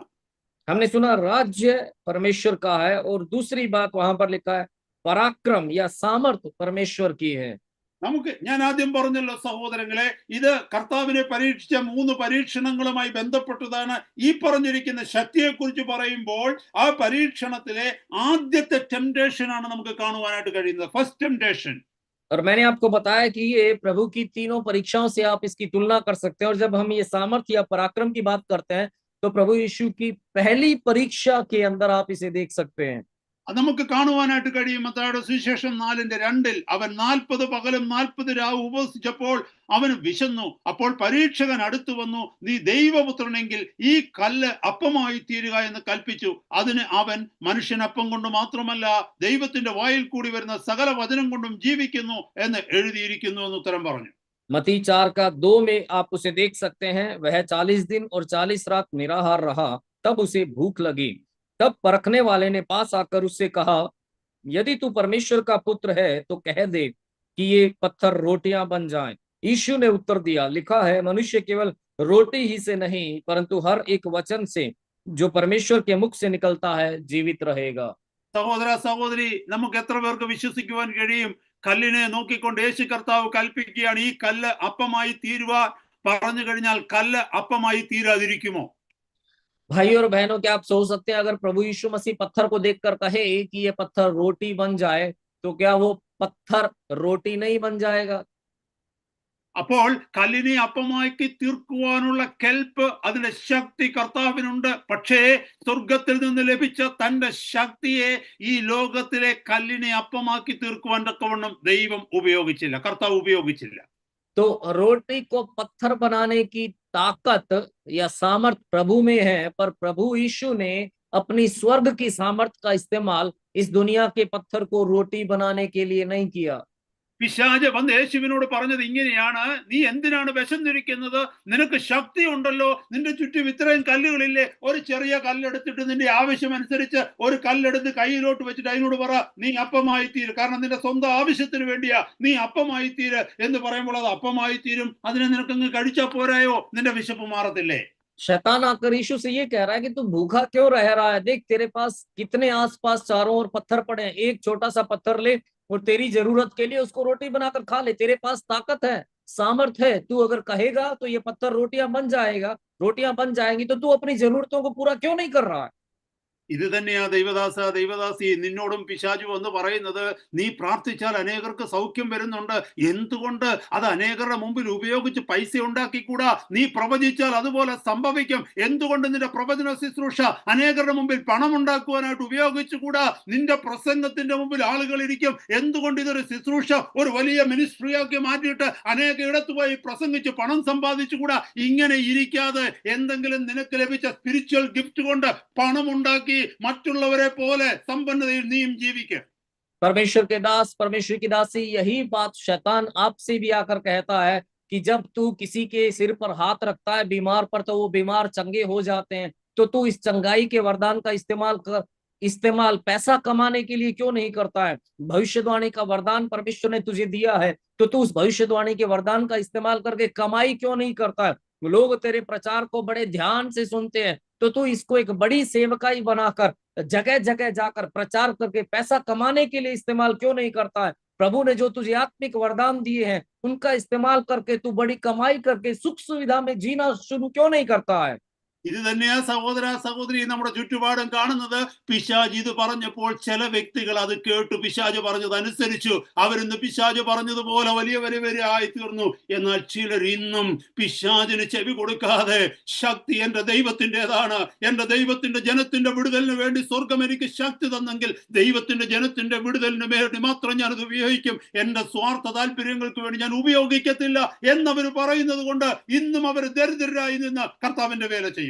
भाइयों और बहनों, अपने चारों ओर आज हम इसी बात को देख रहे हैं। जो शैतान ने कहा, कईयों ने उसकी बात को सुन लिया और आज वो बहुत बड़े बड़े लोग बन गए हैं। सेवकाई में हो या किसी भी क्षेत्र में वो बड़े बड़े लोग बन गए, लेकिन कुछ लोग आज भी वफादारी से प्रभु की सेवा में लगे हुए हैं। उन्होंने हर समय ये कहा कि सामर्थ सिर्फ प्रभु की है, सामर्थ प्रभु ने मुझे अगर दी है तो वो अपने लोगों के छुटकारे के लिए दी है और उसे मैं सिर्फ लोगों के छुटकारे के लिए इस्तेमाल करूंगा। और वो लोग आज भी गरीब ही बने हुए हैं। 1 തീമോത്തി 6-ാം അധ്യായം 5-ാമത്തെ വാക്യത്തിൽ പറയുന്നു, അവർ ദൈവഭക്തി ആദായ സൂത്രമെന്ന് വിചാരിക്കുന്നു, അലംഭാവത്തോടു കൂടിയുള്ള ദൈവഭക്തി വലുതായ ആദായമാകുന്നു താനും. 1 തീമോത്തി 6-ാം അധ്യായം 5-6 വാക്യങ്ങൾ. 1 तीमुथियुस उसका 6ठा अध्याय और 5वां 6ठा वचन आप देख सकते हैं। वहां पे लिखा है कि जो समझते हैं कि भक्ति कमाई का द्वार है, उन्होंने अपने वो सत्य से विहीन हो गए हैं और उनकी बुद्धि बिगड़ गई है। അതുകൊണ്ട് എന്നെ കേൾക്കുന്ന സഹോദര സഹോദരി, സ്വർഗം ദാനം എന്തെങ്കിലും നീ ബിസിനസിന് വേണ്ടി ഉപയോഗിക്കുകയാണെങ്കിൽ, കർത്താവിന്റെ വചനത്തിൽ നമ്മൾ കാണുന്നുണ്ട്, ദൈവത്തിന്റെ ആലയത്തിന്റെ ഉള്ളിൽ ബിസിനസ് നടത്തിയവരെയൊക്കെയും ദൈവം ചാട്ടവാറെടുത്ത് അടിച്ച്, കർത്താവ് ചാട്ടവാറടിച്ച് പുറത്താക്കിയതായിട്ട് നാം കാണുന്നുണ്ട്. അത് തന്നെയാണ് കർത്താവ് തന്നിരിക്കുന്ന ഗിഫ്റ്റുകൾ ഉപയോഗിച്ച്, കർത്താവ് തന്നിരിക്കുന്ന വരദാനങ്ങൾ ഉപയോഗിച്ച് ദൈവമഹത്വത്തിന് വേണ്ടി നീ നിൽക്കേണ്ട, നീ നിന്റെ സ്വാർത്ഥ താല്പര്യത്തിന് വേണ്ടി നിന്നാൽ കർത്താവ് ചാട്ടവാറടിച്ച് എടുത്ത് നിന്നെ അടിക്കുന്ന ദിവസം വളരെ അടുത്തിരിക്കുന്നു. परमेश्वर के जनों, हम देखते हैं कि प्रभु यीशु मसीह मंदिर में बिजनेस करने वालों को, व्यापार करने वालों को कोड़ा बनाकर उससे बाहर निकाल देता है, मंदिर से बाहर निकाल देता है। अगर आप जो आत्मिक वरदान प्रभु ने आपको दिए हैं, जो परमेश्वर ने अपने वरदान आपको सौंपे, उनका इस्तेमाल अगर आप बिजनेस के लिए करते हैं, व्यापार के लिए करते हैं, कमाई के लिए करते हैं, अपने स्वार्थ के लिए अगर आप उसका इस्तेमाल करते हैं, तो प्रभु कोड़े का इस्तेमाल आप पर करेगा। അതുകൊണ്ട് നാം എപ്പോഴും ചിന്തിക്കണമേ, ദൈവം തന്നിരിക്കുന്ന ശക്തി നമ്മുടെ സ്വന്തമല്ല, അത് ദൈവം തന്ന ദാനമാണ്, അത് ദൈവമഹത്വത്തിന് വേണ്ടി നാം ഉപയോഗിക്കേണ്ടിയിരിക്കുന്നു. और इसलिए हमेशा हमें ये बात याद रखनी है कि जो सामर्थ हमें मिली है वो हमारी नहीं है, परमेश्वर का दान है। इसलिए हमें उस सामर्थ का इस्तेमाल सिर्फ परमेश्वर की महिमा के लिए करना चाहिए। നമ്മൾ ഇനി കേൾക്കുവാൻ പോകുന്നത് മൂന്നാമത്തേതാണ്. ഒന്ന് നമ്മൾ കേട്ടു, രാജ്യം കർത്താവിൻ്റെതാണ്, ശക്തി കർത്താവിൻ്റെതാണ്. മൂന്നാമത് പറയുന്നു, മഹത്വവും ദൈവത്തിൻ്റെതാണ്. तो हमने पहले देखा कि राज्य परमेश्वर का है, दूसरा पराक्रम या सामर्थ परमेश्वर की, और अब हम तीसरा देखने जा रहे हैं कि महिमा परमेश्वर की है। എല്ലാ മഹത്വവും കർത്താവിൻ്റെതാണ്. നാം ശുശ്രൂഷ ചെയ്യുമ്പോൾ അതിന്റെ മധ്യത്തിൽ വെളിപ്പെടുന്ന മഹത്വത്തിൽ ഒരൽപ്പ പോലും മഹത്വം നാം എടുക്കരുത്. ഹല്ലേലൂയ. മഹത്വം കർത്താവിൻ്റെതാണ്. ദൈവവചനത്തിൽ പറയുന്നത്, ലൂക്കോസിന്റെ സുവിശേഷം 17:10 പറയുന്നു, വി ആർ അൺവർത്തി സ്ലേവ്സ്. ഞങ്ങൾ പ്രയോജനമില്ലാത്ത ദാസന്മാർ, ചെയ്യേണ്ടതേ ചെയ്തിട്ടുള്ളൂ. और सारी महिमा प्रभु की है। जब हम सेवकाई करते हैं, हमारी सेवकाई में जो महिमा परमेश्वर की प्रकट होती है, उसमें से थोड़ी सी भी महिमा हमें नहीं लेनी है, हमें सारी महिमा परमेश्वर को देनी है। और लूका के सुसमाचार 17:10 में हम देखते हैं कि हम निकम्मे दास हैं कि हमने सिर्फ वही किया है जो हमें करना था। ദൈവദാസ, ദൈവദാസി, നിങ്ങളുടെ ശുശ്രൂഷകൾ കൊണ്ട് അനുഗ്രഹിക്കപ്പെടുന്ന അനേകരുണ്ടാകാം. അവര് മുന്നോട്ട് കടന്നു വന്ന് നമ്മുടെ പേര് ഉയർത്തുവാനായിട്ട് ശ്രമിക്കും, നമ്മുടെ പേര് മറ്റുള്ളവരോട് പറയുവാനായിട്ട് ശ്രമിക്കും. ഇന്ന ദൈവദാസം പ്രാർത്ഥിച്ചപ്പോഴാണ് അത്ഭുതം സംഭവിച്ചത്, അതിനുശേഷം എനിക്ക് വിടുതലുണ്ടായി. ഇതൊക്കെയും പറയുമ്പോൾ രഹസ്യത്തിൽ പോലും നിന്റെ ഹൃദയത്തിന്റെ ഉള്ളിലേക്ക് പ്രൗഡ് കടന്നു വരരുത്, നിഗളം കടന്നു വരരുത്, ദൈവത്തിന്റെ മഹത്വം നീ എടുക്കരുത്. അത് കേൾക്കുമ്പോൾ ഹല്ലേലൂയ, ഹൃദയത്തിന്റെ ഉള്ളിൽ ഞരങ്ങിക്കൊണ്ട് ഉള്ളിൽ കർത്താവിനോട് പ്രാർത്ഥിക്കണം, കർത്താവേ, ഞാൻ വെറും പ്രയോജനമില്ലാത്ത ഒരു ദാസൻ മാത്രമാണ്, ദാസി മാത്രമാണ്, അങ്ങയുടെ കരങ്ങളിൽ എന്നെ ഉപയോഗിച്ചു എന്ന് മാത്രം. മഹത്വം അങ്ങയുടേത് മാത്രമാണ്. And I don't want to touch that glory. परमेश्वर के दासों, परमेश्वर की दासियों, आपके द्वारा हो सकता है बहुतों को परमेश्वर आगे लेकर आया होगा, कईयों की जिंदगी में छुटकारा या चंगाई परमेश्वर ने आपके द्वारा दी होगी। हो सकता है वो लोग दूसरों के सामने आपका नाम लेकर बोले कि उस परमेश्वर के दास ने जब मेरे लिए प्रार्थना की, मुझे चंगाई मिली, मुझे छुटकारा मिला। लेकिन उस समय जब वो ऐसा बोलते हैं तो हमें दिल के अंदर भी कभी भी ये नहीं सोचना है कि हाँ ये मेरे कारण हुआ। कभी भी घमंड या अहंकार हमारे दिल में नहीं आना चाहिए। उस समय भी अपने दिल की गहराई में हमें ये कहना है कि प्रभु, मैं निकम्मा दास हूँ, दासी हूँ, मैंने तो सिर्फ वही किया है जो मुझे करना था। सिर्फ आपको महिमा मिलने पाए, आपकी महिमा होने पाए। ഞാൻ പറഞ്ഞല്ലോ, ഈ 3 കാര്യങ്ങൾ, ഈ 3 സ്റ്റേറ്റ്മെന്റുകൾ എന്ന് പറയുന്നത് കർത്താവ് നേരിട്ട 3 പരീക്ഷകളാണെന്ന്. ഈ പരീക്ഷ എന്ന് പറയുന്നത് കർത്താവ് നേരിട്ട രണ്ടാമത്തെ പരീക്ഷയാണ്. तो मैंने आपको बताया कि जो तीनों कथन है, ये प्रभु की तीनों परीक्षाओं को दिखाते हैं। तो ये जो तीसरा जो कथन है, वो प्रभु की दूसरी परीक्षा को दिखाता है। 4 മത്തായിയുടെ സുവിശേഷം 4-ാം അധ്യായം 5-6 വാക്യങ്ങൾ ഇപ്രകാരം വായിക്കുന്നു. मत्ती का सुसमाचार 4 अध्याय 5-6 वचन में हम इस तरह से पढ़ते हैं। പിന്നെ പിശാച് അവനെ വിശുദ്ധ നഗരത്തിൽ കൊണ്ടുപോയി ദൈവാലയത്തിന്റെ അഗ്രത്തിന്റെ മേൽ നിർത്തി അവനോട്, നീ ദൈവപുത്രനെങ്കിൽ താഴേക്ക് ചാടുക, നിന്നെ കുറിച്ച് അവൻ തന്റെ ദൂതന്മാരോട് കൽപ്പിക്കും, അവൻ നിന്റെ കാൽ കല്ലിനോട് തട്ടാതെ വണ്ണം നിന്നെ കയ്യിൽ താങ്ങിക്കൊള്ളുമെന്ന് എഴുതിയിരിക്കുന്നുവല്ലോ എന്ന് പറഞ്ഞു. യേശു അവനോട്, നിന്റെ ദൈവമായ കർത്താവിനെ പരീക്ഷിക്കരുത് എന്നും കൂടെ എഴുതിയിരിക്കുന്നു എന്ന് പറഞ്ഞു. तब इब्लीस उसे पवित्र नगर में ले गया और मंदिर के कंगूरे पर खड़ा किया और उससे कहा, यदि तू परमेश्वर का पुत्र है तो अपने आप को नीचे गिरा दे, क्योंकि लिखा है, वह तेरे विषय में अपने स्वर्गदूतों को आज्ञा देगा और वे तुझे हाथों हाथ उठा लेंगे, कहीं ऐसा ना हो कि तेरे पांवों में पत्थर से ठेस लगे। यीशु ने उससे कहा, यह भी लिखा है, तू प्रभु अपने परमेश्वर की परीक्षा न कर। ഇവിടെ എന്താ പിശാച് എന്ന് പറഞ്ഞത്? നീ ദൈവപുത്രനെങ്കിൽ താഴേക്ക് ചാടുക. यहाँ पे शैतान आगे क्या कहता है? यदि तू परमेश्वर का पुत्र है तो अपने आप को नीचे गिरा दे। യേശു കർത്താവിന് നന്നായിട്ട് അറിയാം താൻ ദൈവത്തിന്റെ പുത്രനാണെന്ന്. അങ്ങനെയാണെങ്കിൽ പിശാചിനെ കാണിക്കുവാൻ തക്കവണ്ണം യേശു ഒന്ന് ചാടി കാണിക്കേണ്ടതല്ലേ? प्रभु यीशु अच्छी तरह जानता है कि वो परमेश्वर का पुत्र है, तो क्या ऐसा नहीं होना चाहिए था कि शैतान को दिखाए प्रभु यीशु कि हाँ मैं परमेश्वर का पुत्र हूं और वो छलांग लगा दे? അത് മാത്രമല്ല, പിശാച് പറയുന്നത്, പിശാച് എത്ര ക്ലവർ ആണെന്ന് ചിന്തിക്കണമേ. പിശാച് പറയുന്നത് എന്താണെന്നറിയാമോ? ബൈബിളിൽ നിന്നൊരു വാക്യം എടുത്ത് കാണിച്ചു കൊടുത്തിട്ടാ പറഞ്ഞത്, ദൈവവചനത്തിൽ ഇങ്ങനെ എഴുതിയിരിക്കുന്നുവല്ലോ. എന്താ? അവൻ നീ നിന്നെ കുറിച്ച് അവൻ തന്റെ ദൂതന്മാരോട് കൽപ്പിക്കും, നിന്റെ കാൽ കല്ലിനോട് തട്ടാതെ വണ്ണം അവർ നിന്നെ കൈകളിൽ വഹിച്ചു കൊള്ളും. 91-ാമത്തെ സങ്കീർത്തനത്തിൽ നിന്നാണ് അവൻ കോട്ട് ചെയ്ത് സംസാരിക്കുന്നത്. सिर्फ इतना ही नहीं, आप देखिएगा कि शैतान कितना चालाक है। वो परमेश्वर के वचन में से एक वचन को लेता है, 91वें भजन संहिता के एक वचन को लेकर वो प्रभु यीशु से कहता है कि लिखा है, वह तेरे विषय में अपने स्वर्गदूतों को आज्ञा देगा और वे तुझे हाथों हाथ उठा लेंगे, कहीं ऐसा ना हो कि तेरे पांवों में पत्थर से ठेस लगे। ഇതിന്റെ അർത്ഥം എന്താണെന്ന് അറിയാമോ സഹോദരങ്ങളെ? സ്വർഗം നമുക്ക് പരിജ്ഞാനം തന്നിട്ടുണ്ട്. കർത്താവിന് അതിന്റെ മണ്ടയ്ക്കൊന്നും എടുത്തു ചാടേണ്ട കാര്യമില്ല. കാരണം ഓൾറെഡി ഒരു സ്റ്റേഴ്സ്, പടികൾ മേളിൽ നിന്ന് താഴേക്ക് ഇറങ്ങി വരാനുണ്ട്. പടികളിലൂടെ ഇറങ്ങി വരേണ്ടതിന് പകരം മുകളിൽ നിന്ന് താഴേക്ക് ചാടി ദൈവത്തെ പരീക്ഷിക്കുന്നത് എന്തിന്? इसका मतलब क्या है परमेश्वर के जनों? परमेश्वर ने हमें बुद्धि दे रखी है, दिमाग दे रखा है, तो फिर ऊपर से छलांग लगाने की क्या जरूरत है? जब नीचे उतरने के लिए सीढ़ियां है, तो सीढ़ियों से उतरने की बजाय छलांग लगाने की क्या जरूरत है? അനേകര് തങ്ങളുടെ മഹത്വത്തെ, ദൈവത്തിന്റെ മഹത്വം തങ്ങളുടെ സ്വന്തം പേരിലേക്ക് കാണിക്കുവാൻ, ഞാൻ നിങ്ങളെക്കാൾ ബെറ്ററാണ്, ഞാൻ നിങ്ങളെക്കാൾ ഉന്നതനാണെന്ന് കാണിക്കുന്നതിന് വേണ്ടി അനേക അബദ്ധങ്ങൾ ഈ മാതിരി ചെയ്യാറുണ്ട്. बहुत से लोग खुद परमेश्वर की महिमा को लेने के लिए, दूसरों के सामने खुद को बड़ा दिखाने के लिए ऐसी बहुत सी गलतियां बहुत बार किया करते हैं। ഈ ചില മാസങ്ങൾക്ക് മുമ്പ് ആഫ്രിക്കയിൽ ഒരിടത്ത് ഒരു ചർച്ചിൽ നടന്ന ഒരു സംഭവം നിങ്ങളിൽ പലരും വായിച്ചിട്ടുണ്ടാകാം, ന്യൂസ് പേപ്പറുകളിലും മീഡിയകളിലും. कुछ महीने पहले अफ्रीका की एक चर्च में जो घटना हुई, शायद आप में से कईयों ने न्यूज़पेपर में या खबर में कहीं उसे देखा सुना होगा। അവിടെ നമ്മുടെ ദൈവവചനത്തിൽ എഴുതിയിരിക്കുന്നുണ്ട്, പാമ്പിനെയും തേളിനെയും നമ്മൾ ചവിട്ടും. എന്നാൽ അതിനെ ലൂക്കോസിന് സുവിശേഷം 10-ാം അധ്യായത്തിൽ നിന്നാണ് അവിടെ എഴുതിയിരിക്കുന്നത്, പാമ്പിനെയും തേളിനെയും നിങ്ങൾ ചവിട്ടും, അവ നിങ്ങൾക്കൊരു ഹാനിയും വരുത്തത്തില്ലെന്ന്. അവിടെ ആഫ്രിക്കയിൽ ഒരു പാസ്റ്റർ ഒരു മാരകമായ വിഷമുള്ള ഒരു പാമ്പിനെയും എടുത്തുകൊണ്ട് ചർച്ചിനകത്ത്, പാമ്പും കൂട് കൊണ്ടുവന്നിട്ട് ചർച്ചിലേക്ക് കൊണ്ടുവന്നിട്ട് എല്ലാവരുടെയും മുമ്പിൽ വെച്ച് കൈ ഇട്ടിട്ട് ഈ വചനം പറഞ്ഞ് പാമ്പും തേളുവിനെ കടിക്കത്തില്ലെന്ന് പറഞ്ഞ് ആ കൂട്ടിനകത്തേക്ക് കൈ ഇട്ടിട്ട് പാമ്പിനെ എടുത്തു പോക്കി. ഒരു സെക്കൻഡ് കഴിയുന്നതിന് മുമ്പ് പാമ്പ് കൊത്തി ആ മനുഷ്യൻ ചില മിനിറ്റുകൾക്കുള്ളിൽ അവിടെ മരിച്ചു വീണതായിട്ട് മീഡിയകളിൽ ഞാൻ വായിക്കുവാനിടയായി.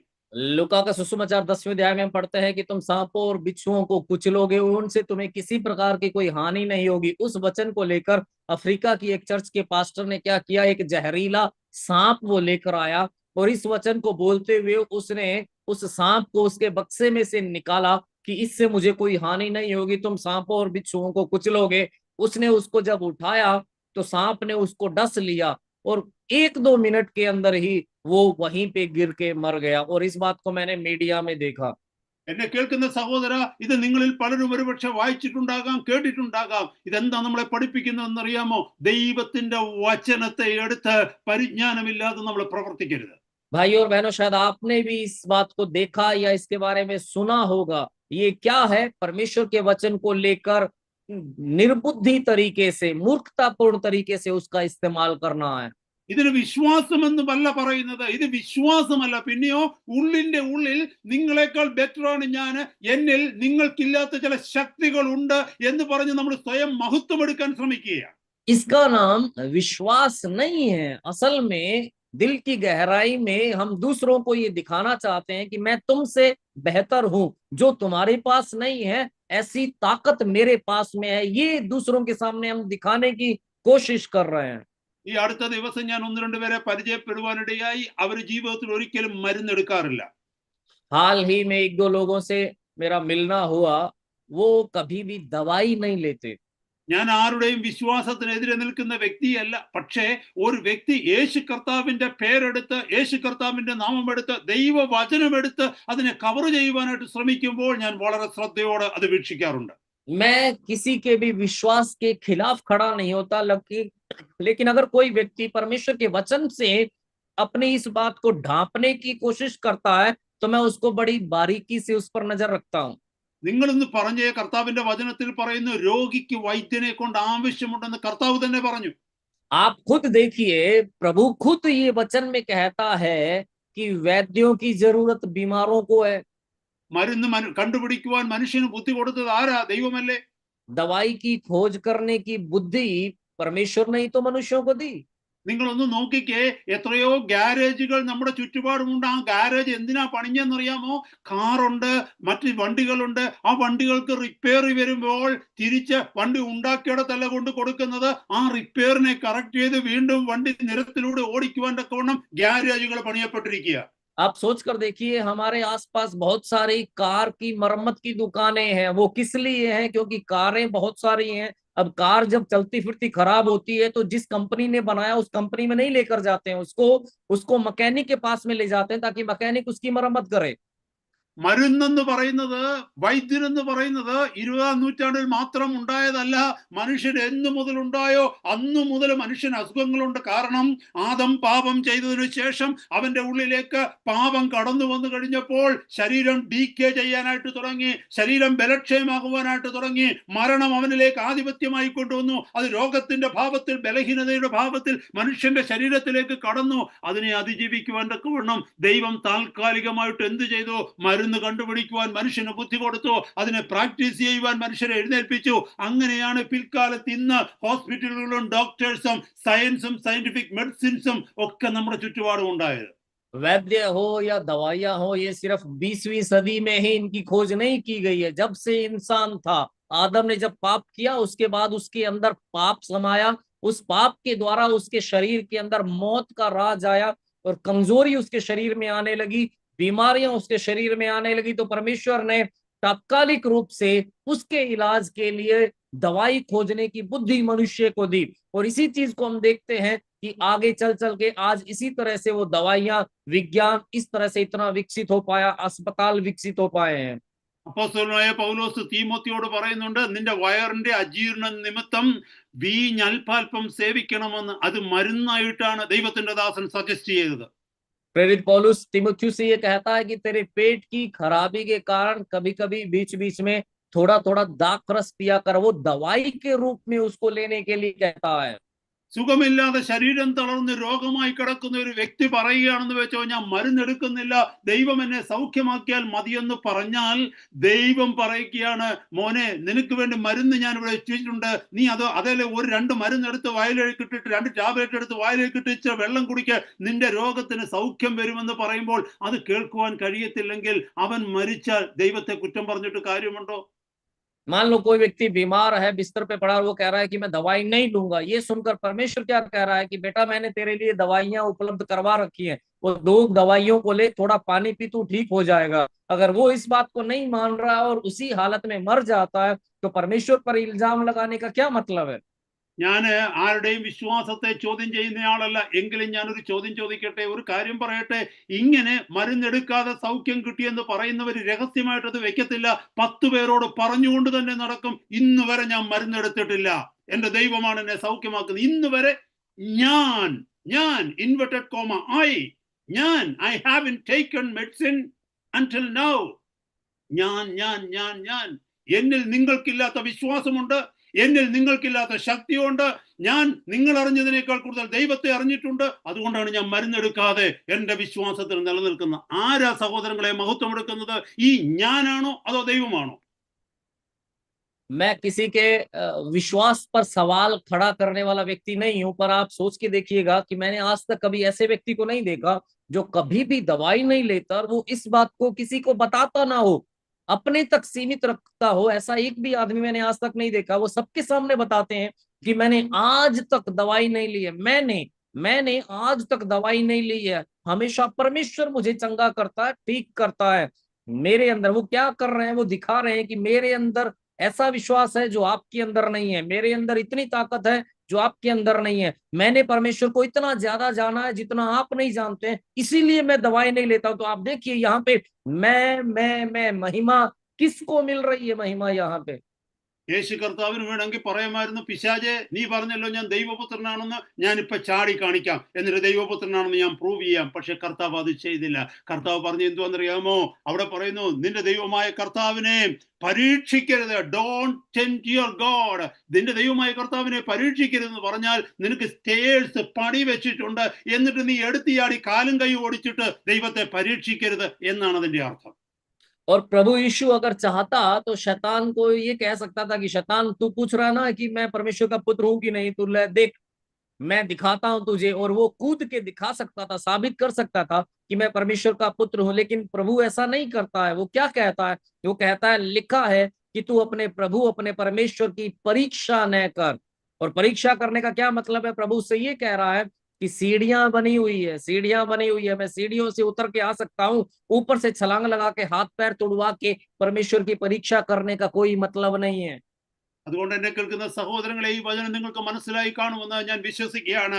അതുപോലെ യെശയ്യാ പ്രവാചകന്റെ പുസ്തകം 42:8 പറയുന്നു, God is a God of God is a jealous God, he will not share his glory with others. അതായത് ദൈവം ജലസ് ഗോഡ് ആണ്. അവൻ തന്റെ മഹത്വത്തെ ആരുമായിട്ടും ഷെയർ ചെയ്യുന്നില്ല. ഞാൻ എന്റെ മഹത്വം മറ്റാർക്കും വിട്ടുകൊടുക്കുകയില്ല, വിഗ്രഹങ്ങൾക്ക് പങ്കുവെക്കുകയില്ല.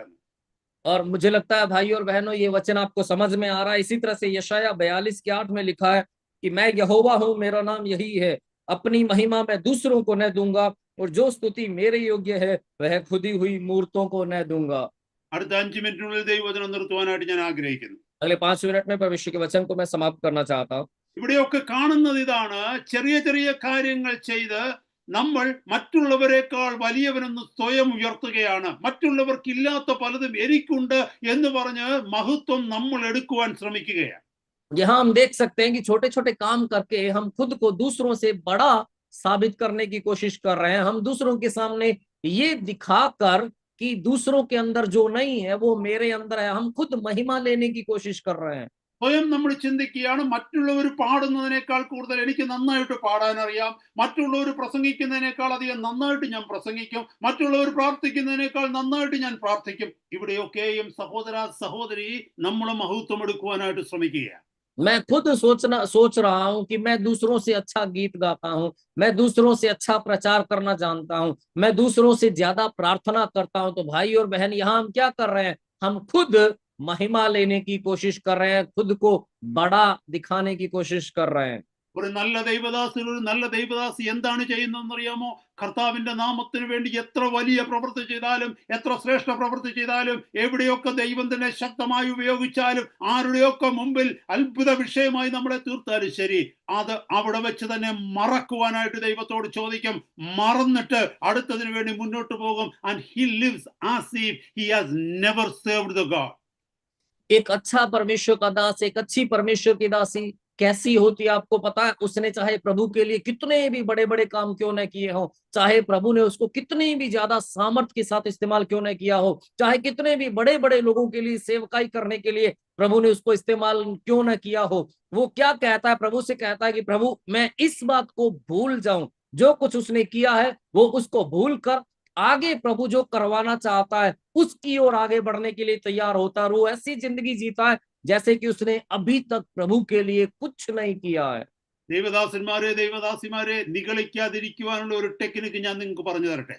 परमेश्वर के दासों और दासियों, घमंड से बचने का एक तरीका मैं आपको बताता हूँ।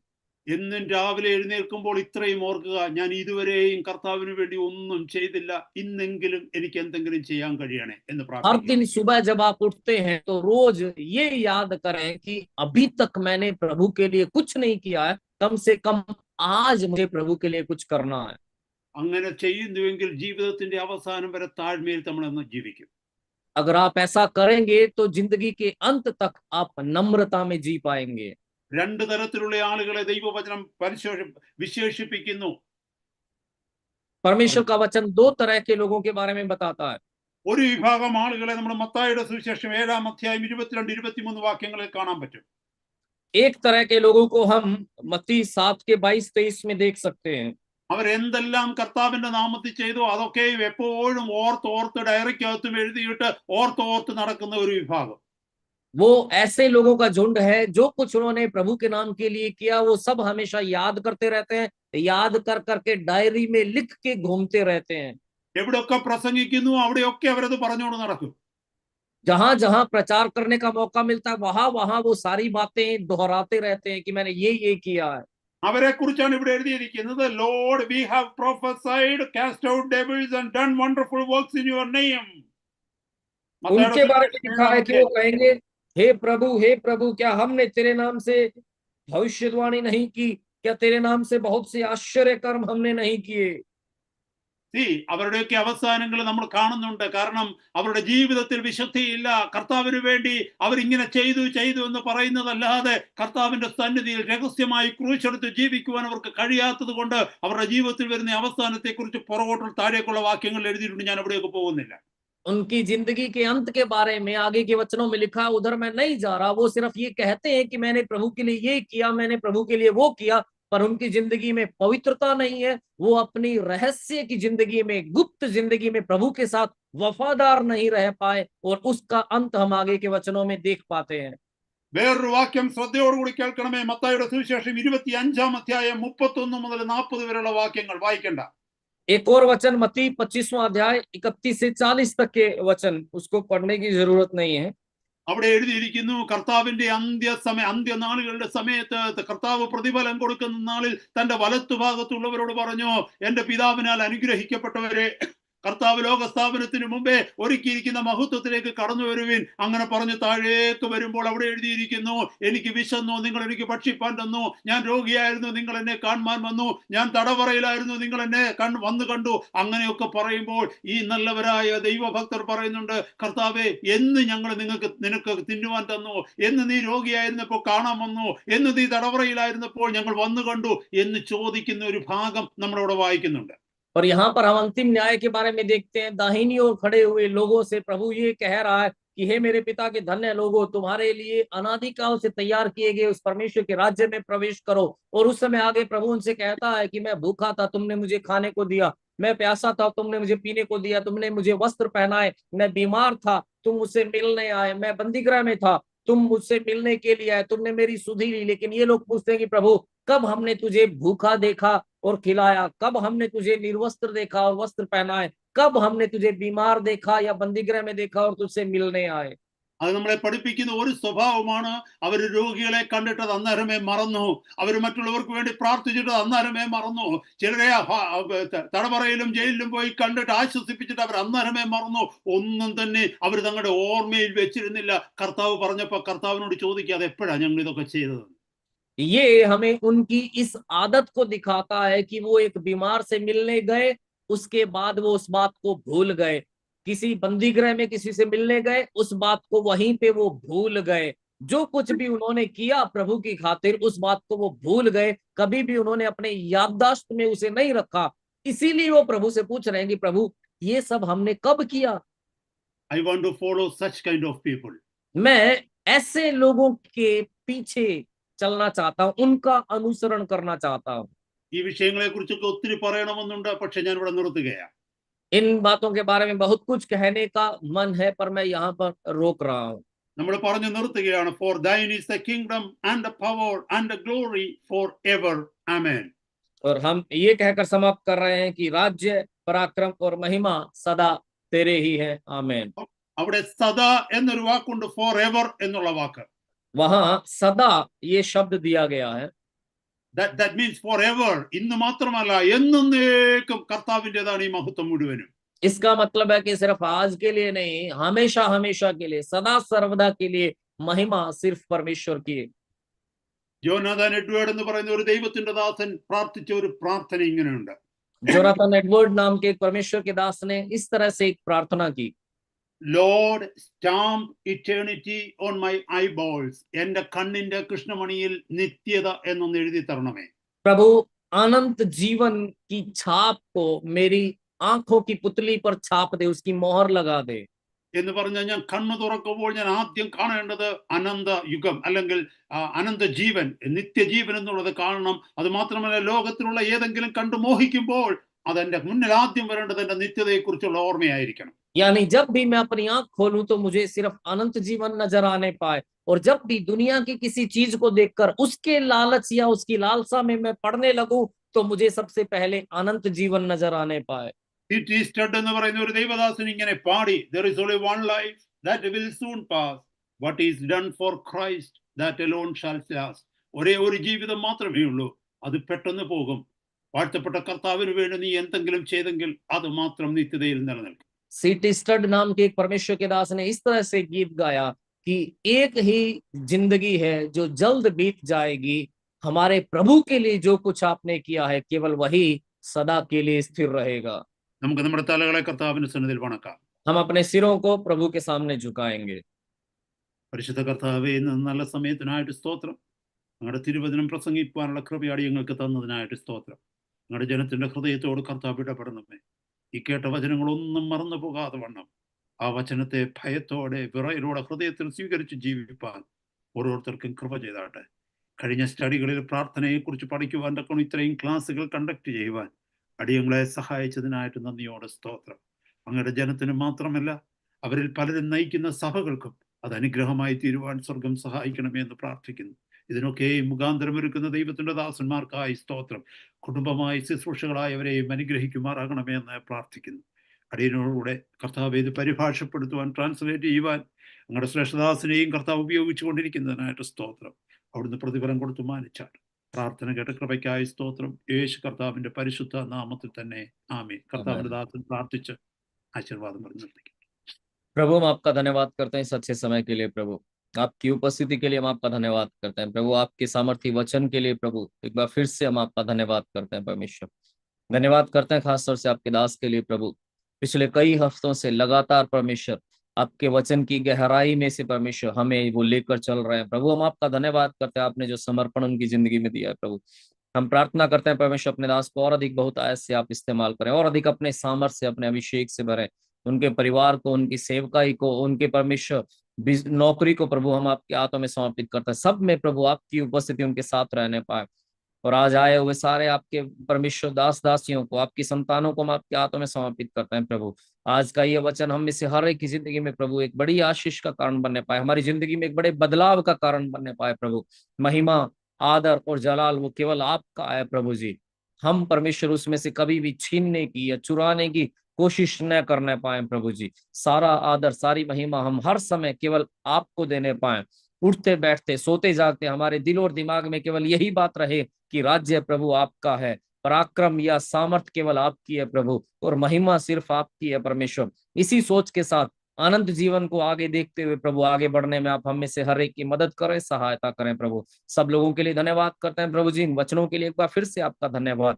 ये जीवित वचन परमेश्वर हमारी जिंदगियों में काम करने पाए परमेश्वर प्रभु जी। ये 30 गुना, 60 गुना और 100 गुना फल लाने पाए प्रभु, हम प्रार्थना करते हैं। और हमारी जिंदगी में, व्यक्तिगत जिंदगी में, पारिवारिक जिंदगी में, कलीसियाई जिंदगी में प्रभु, सेवकाई की जिंदगी में प्रभु एक बदलाव आने पाए प्रभु, हम प्रार्थना करते हैं।